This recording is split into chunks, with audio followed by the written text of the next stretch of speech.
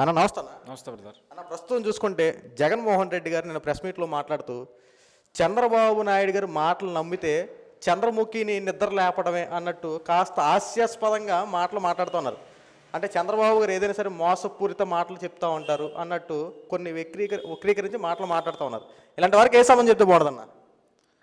అంటే ఈయన ఇది ఫస్ట్ టైం కాదండి. గతంలోనే అధికారంలో ఉన్నప్పుడే చంద్రబాబు నాయుడు కాదు చంద్రముఖి అని చెప్పి ప్రస్తావించారు జగన్మోహన్ రెడ్డి గారు. అంటే ఈయనకి ఆత్మలతో మాట్లాడే అలవాటు ఉంది కదండి. సో అందుకని ఈయనకి చంద్రముఖి అనే ఆత్మ కనిపిస్తుందేమో పద్దాకా. మరి ఆ ఆత్మను చూసి ఈయన ముగ్ధులై ఉండొచ్చు. ఆ ముగ్ధులైపోవడం వల్ల పద్దాకా ఆ ఆత్మ గురించి తలుచుకుంది నీకు నిద్ర పట్టట్లేదేమో. దాన్ని అది చంద్రబాబు నాయుడు గారిలో ఈయన గారు చూసుకుంటా ఉన్నారు. చంద్రబాబు నాయుడు గారిలో ఆ ఆత్మని, చంద్రముఖి అనే ఆత్మని జగన్మోహన్ రెడ్డి గారు పద్దాకా చూసుకుంటాం అనేది మనం చూస్తూ ఉన్నాం. అందుకే ఆయన నోటి నుంచి ప్రతిసారి చంద్రముఖి చంద్రముఖి అనే మాట వస్తుంది. అంటే చంద్రముఖిని లేపినట్టుగా అని ఆయన ఏ ఉద్దేశంతో అన్నాడో ఏంటో నాకైతే తెలియదు, కానీ బట్ ఆత్మలతో మాట్లాడతాడన్న సంగతి ప్రతి ఒక్కరికి తెలుసు కాబట్టి, సో ఇక ఆయన వల్ల కాదు ఏది తప్పు చేసిన వాళ్ళనే శిక్షించడం, లేదంటే తప్పు చేయకుండా చూడటం ఆయన వల్ల కాదు కదా. ఇప్పుడు నిజంగా చంద్రముఖిని చంద్రబాబు నాయుడులో ఆయన చూసుకుంటున్నారు కాబట్టి, సరే చంద్రముఖి ఏంటి, తనకి అన్యాయం చేసిన వాడికి, తనకి జీవితం లేకుండా చేసిన వాళ్ళకి శిక్ష వేయాలన్న ఆలోచనతో అది ఆత్మగా తిరిగి వస్తుంది. ఆంధ్ర రాష్ట్రం కూడా ఈరోజు చంద్రబాబు నాయుడు గారు తన అనుకున్నారు, నా అనుకున్నారు. సో మరి నా రాష్ట్రానికి అన్యాయం జరుగుతున్నప్పుడు తిరగబడాలి, పోరాడాలి, రాష్ట్రాన్ని కాపాడుకోవాలన్న ఆలోచనతో చంద్రబాబు నాయుడు గారు ఈరోజు ముఖ్యమంత్రి అయిన తర్వాత పరిపాలన చేసుకుంటా కనిపిస్తూ ఉంది. సో మరి ఇప్పుడు ఆయన అన్నట్టుగా నిజంగానే చంద్రముఖికి చంద్రబాబు నాయుడు గారికి పెద్ద తేడా లేదండి. ఎందుకంటే కష్టంలో ఉన్నప్పుడు తన రాష్ట్రం నాశనం అయిపోతుంది అనుకున్నప్పుడు బాగు చేసుకోవాలన్న ఆలోచన విధానం చంద్రబాబు నాయుడు గారికి ఉంది కాబట్టి, సో ఆ అంశంలో చంద్రముఖిగా మనం భావించవచ్చు. సో మొదటి అంశం నేను మొదట్లో చెప్పినట్టు ఆయన ఆత్మల్ని రోజు తలుచుకుంది ఆయనకి నిద్ర పట్టదు కాబట్టి, వాటితో మాట్లాడకుండా ఆయనకి కాలం గడవదు కాబట్టి, సో ఆ విధంగా తెలుసుకుంటా ఉన్నాడు. ఇక ఈయన ఎంతవరకు ఆత్మల గురించి మాట్లాడడం, అక్కడ లేని వాటి గురించి ప్రస్తావించడం తప్పితే ఏం జరుగుతుంది, ఏం జరగాలి, ఏం చేస్తే ప్రజలకు మంచి జరుగుద్ది అనే అంశాల గురించి ఈ రోజు మాట్లాడండి. లేని వాటి గురించి అంటే ఊహాతీతం అంటారు చూసారా, ఆ విధంగా ఊహకి అందనివి, ఊహకి మన కళ్ళకి కనిపించినవి ఆయన ఊహించుకుని, ఆయన కల్పించుకుని పాత్రలు రాస్తూ ఉంటారండి. ఎలా అంటే ఫిక్షనల్ స్టోరీ టైప్ అనమాట. ఈయన మైండ్ అంతా ఒక ఫిక్షనరీ టైప్ ఉంటుంది అనమాట. ఆ ఫిక్షన్లో ఆయన ఉండిపోయి ప్రతిదీ ఊహించుకుని కల్పించుకుని, ఇప్పుడు మనం గతంలో చూసామండి, ఆయన అధికారంలో ఉన్నప్పుడు సంక్రాంతి టైంలో ఈయన మామూలుగా అయితే మనం ప్రతి ముఖ్యమంత్రి ఏం చేస్తాడండి, ప్రతి సంవత్సరం ఈ పట్టుకుని ఏది పొట్టుబట్టలు పట్టుకుని తలంబ్రాలు పట్టుకుని స్వామివారి సేవకి వెళ్తారు ముఖ్యమంత్రులకు సతీ సమేతంగా, లేదా రాముల వారి శ్రీరామనవమికి సంబంధించినప్పుడు కూడా వెళ్తూ ఉంటారు. కానీ గత ముఖ్యమంత్రి ఏం చేశాడు, ఈయన వెళ్ళిందే తక్కువ. ఆఖరి సంవత్సరం అయితే సంక్రాంతికి ఏకంగా తిరుమల తిరుపతి దేవస్థానం సెట్ అంతా ఇంటికాడ వేయించుకుని, సో మొత్తాన్ని వెంకటేశ్వర స్వామిని, కలియుగ ప్రత్యక్ష దైవం వెంకటేశ్వరుణ్ణి ఇంటికి తెప్పించుకుని ఇంటికాడ సెట్ వేసుకున్న మహానుభావుడు. సో ఆయన ఆలోచన విధానం అది.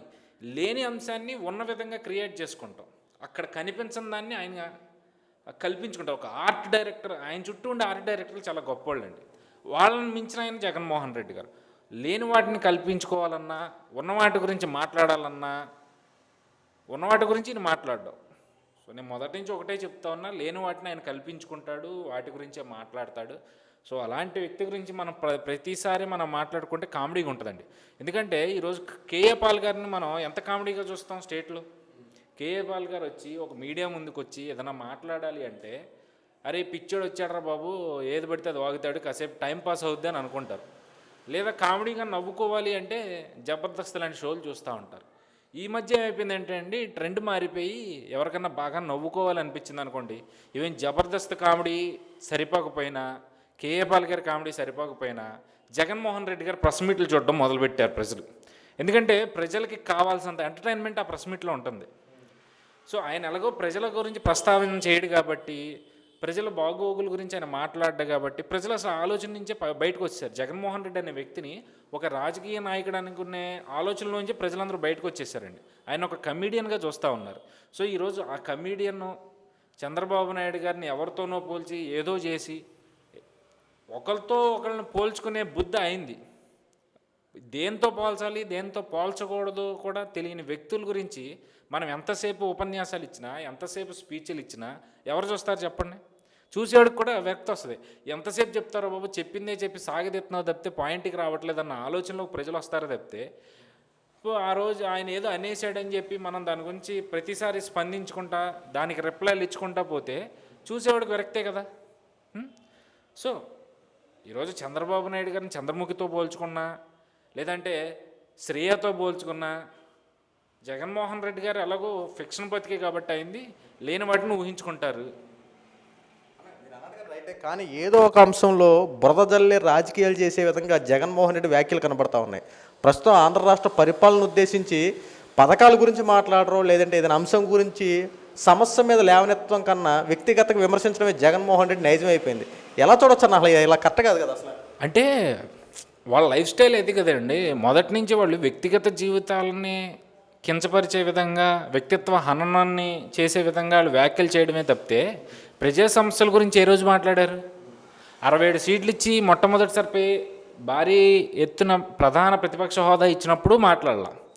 సరే ఏదో చేస్తారని చెప్పి నమ్మి 151 సీట్లు ఇచ్చినప్పుడు ప్రజల గురించి మాట్లాడాల, ఆలోచించాల. సో అంత చేయట్లేదు కాబట్టి కనీసం ఒకసారి బుద్ధి చెప్తే అన్న మారతాడు అని చెప్పి 11 సీట్లకు పరిమితం చేసినా ఆ బుద్ధి మారట్లా.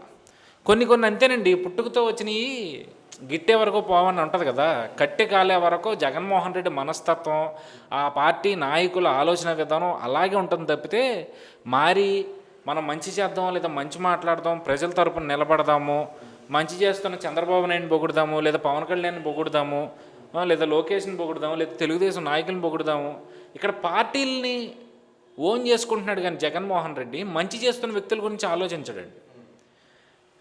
ఇప్పుడు బురద జల్లే అలవాటు అనేది ఒక రకంగా చెప్పాలంటే వాళ్ళకి జన్మతః వచ్చిందని అనుకోవాలి, ఒక జన్మ హక్కుగా భావిస్తారు వాళ్ళు. ఎవరైనా జన్మ హక్కుగా భావించాలంటే వారసత్వాన్నో లేదా ఏదైనా ఒక మంచి పనినో వారసత్వంగా వచ్చిందని చెప్పి గొప్పగా చెప్పుకుంటారు. కానీ జగన్మోహన్ రెడ్డి గారు అలా కాదు, తనకి బురద జల్లే ఈ కాన్సెప్ట్ ఉంది చూసారా, అది వారసత్వంగా వచ్చింది, అది ఆయన పుట్టుకతో వచ్చింది. దాన్ని ఈయన గొప్పగా పోర్ట్రేట్ చేసుకుంటూ ఉంటారు.